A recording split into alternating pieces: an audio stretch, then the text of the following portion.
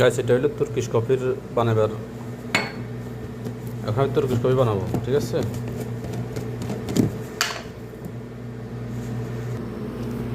এখানে চিনি দিলাম 2 চামচ।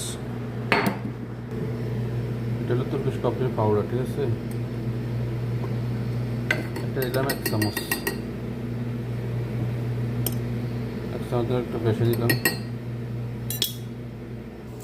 এর মধ্যে পানি নিয়ে দিতেছি।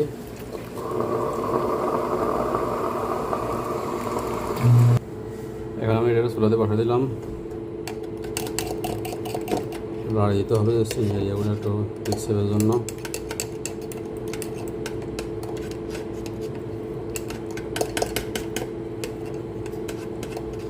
বরাবর লাড়ি দেওয়া লাগে। রাগোয়াটা নিয়ে নিতেছি, রাগোয়া